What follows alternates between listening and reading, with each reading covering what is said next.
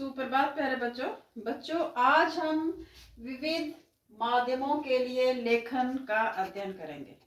तो आप सबको पता है कि जनसंचार के बहुत से माध्यम होते हैं, जैसे प्रिंट माध्यम, जिसे मुद्रित माध्यम भी कहा जाता है, रेडियो, टेलीविजन, इंटरनेट, पत्र पत्रिका, ये सभी जनसंचार के माध्यम हैं।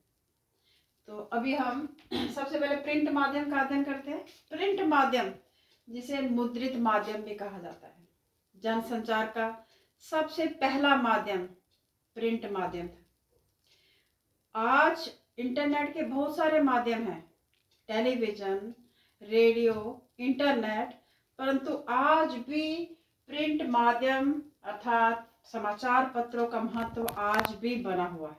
आज भी उसका महत्व कम नहीं हुआ है, सबसे पुराना माध्यम है।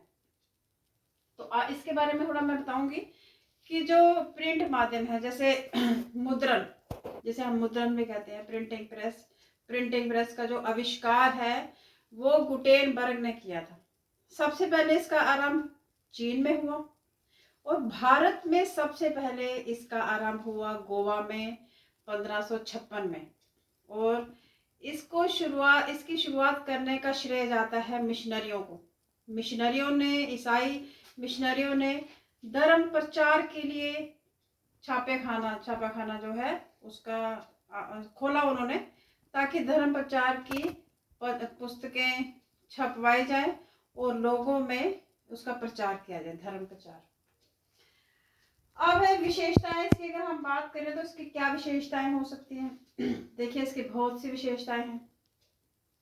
और देखिए, आप समाचार पत्र जब पढ़ते हैं, जब समाचार पत्र हम पढ़ते हैं तो उसका स्थायित्व बना रहता है, अर्थात उसको आज हमने पढ़ा, संभाल के रख सकते हैं, 2 दिन के बाद भी पढ़ सकते हैं, उसको 10 दिन के बाद भी पढ़ सकते हैं। तो स्थायित्व उसका बना रहता है।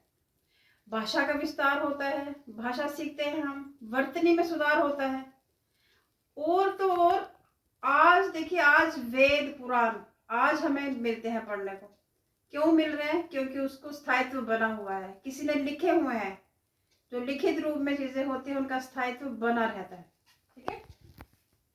और इसका अगर हम देखे जाए तो इसका कुछ नुकसान भी हैं, हानियां भी हैं, कि जो अशिक्षित लोग हैं वो उनके लिए नुकसान है, क्योंकि वो पढ़े लिखे नहीं है तो वो समाचार पत्र को पढ़ नहीं सकते। और दूसरा ये है कि आज समाचार पत्र में अगर आपसे कोई गलती हो जाती है, आप उसको उस समय ठीक नहीं कर सकते, उसको अगले दिन के समाचार पत्र में ठीक किया जा सकता है। लेकिन जब आप रेडियो या टेलीविजन पे समाचार बोल रहे हैं तो उसी समय आप बोल सकते हैं कि माफ कीजिए, मुझसे गलती हो गई।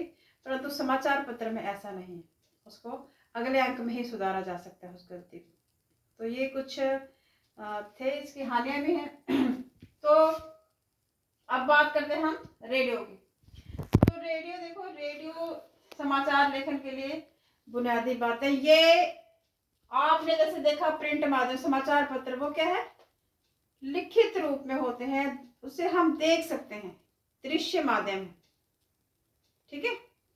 तो ये है रेडियो जो है वो श्रव्य माध्यम है, इसे सुना जा सकता है, ध्वनि पर निर्भर करता है, इसे शब्दों और ध्वनि पर निर्भर करता है।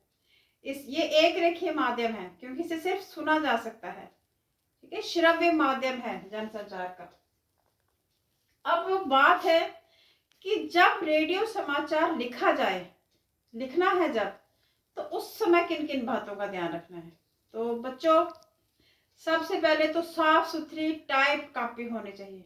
जो भी समाचार लिख रहा है समाचार वाचन के लिए, उसे क्या करना चाहिए, साफ सुथरी टाइप कॉपी में ही लिखना चाहिए। दोनों तरफ हाशिए छोड़ने चाहिए, इस तरफ भी और इस तरफ भी, ठीक है, हाशिए छोड़ के लिखना चाहिए। जब भी लिखना है तो संक्षिप्त अक्षरों का प्रयोग नहीं करना। संक्षिप्त अक्षर कौन से होते हैं? जैसे प्रोफेसर के लिए हमने लिखा प्रो, डॉक्टर के लिए हमने लिखा ऐसे, तो ये होते हैं संक्षिप्त अक्षर। तो संक्षिप्त अक्षरों का बिल्कुल भी प्रयोग नहीं करना है जब भी रेडियो के लिए समाचार लिखने हैं, ठीक है। और क्या बात याद रखनी है, और ये लिखना है कि विभाज्य शब्दों का प्रयोग नहीं करना है। जब भी आप वाक्य खत्म कर रहे हैं तो अंत में हमें ये नहीं लिखना है, जैसे हमने लिखा राजनीति, तो राज यहाँ लिखा, नीति नीचे लिख दिया, ये होता है विभाज्य शब्द।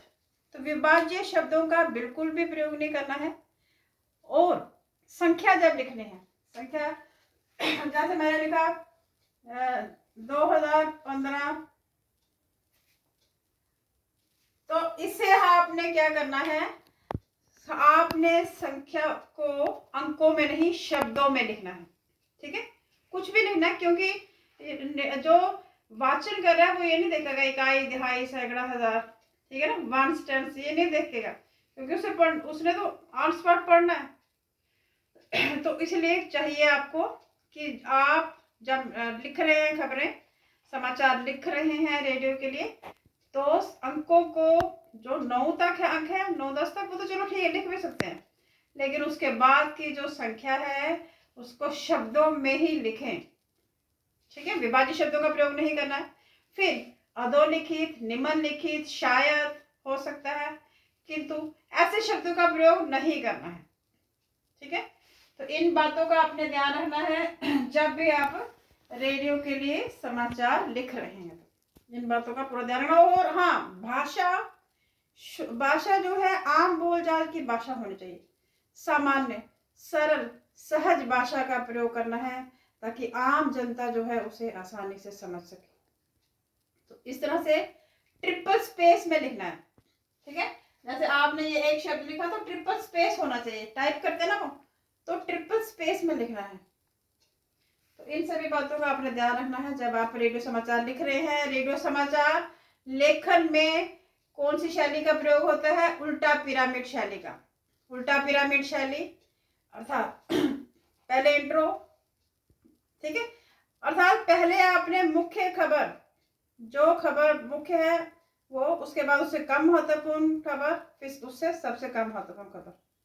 इस तरह से उल्टा पिरामिड शैली में ही रेडियो के समाचार लिखे जाते हैं। अब हम बात करते हैं टेलीविजन की, अर्थात दूरदर्शन। टीवी खबरों के विभिन्न चरण इस प्रकार है।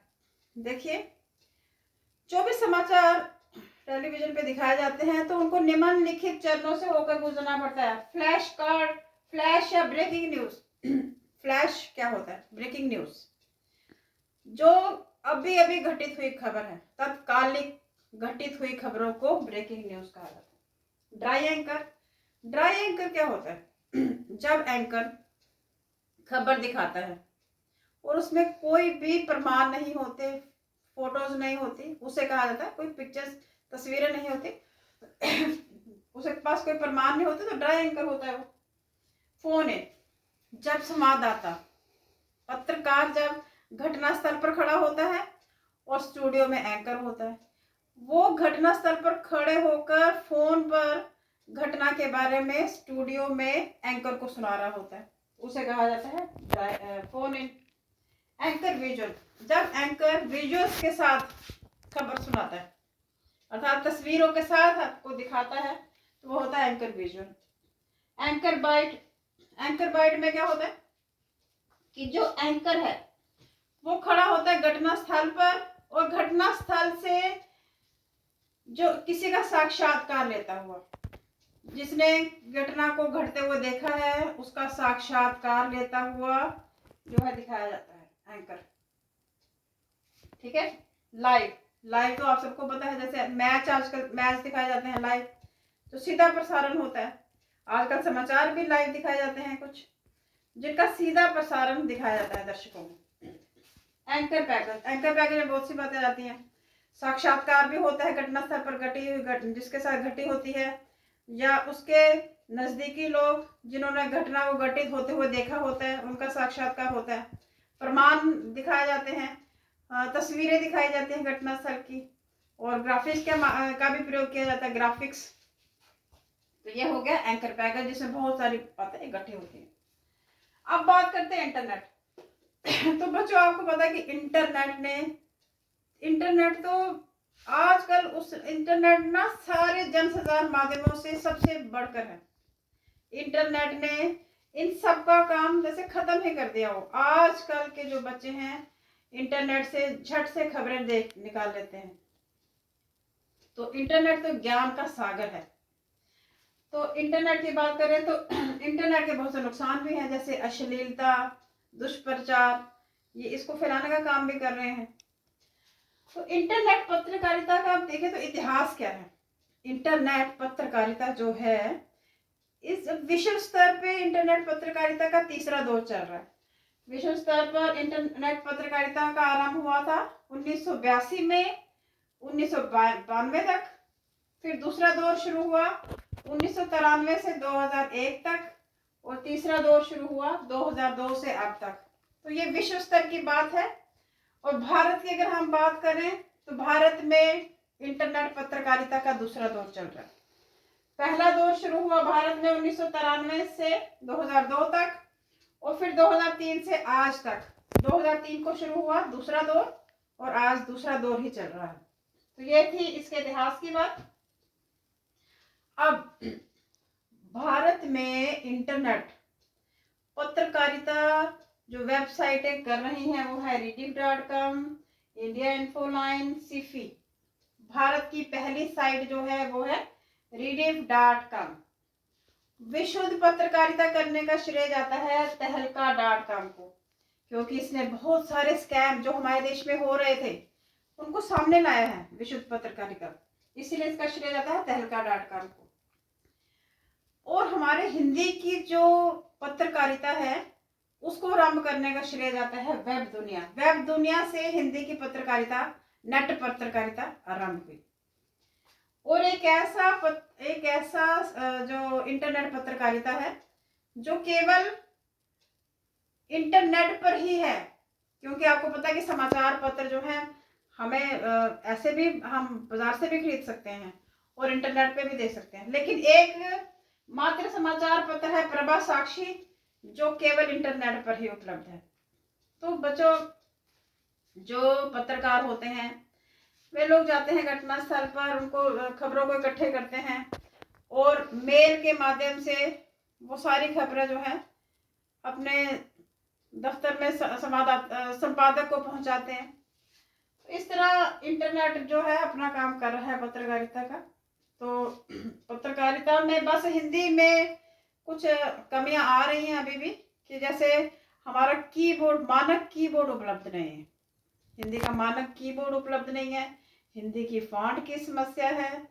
तो इस तरह से ये आज हमने पढ़ा विविध माध्यमों के लिए लेखन कैसे किया जाए। तो बच्चों, सभी माध्यमों के लिए लेखन जो है उल्टा पिरामिड शैली में ही होता है, यह बात ध्यान रखना। तो धन्यवाद, आशा है आपको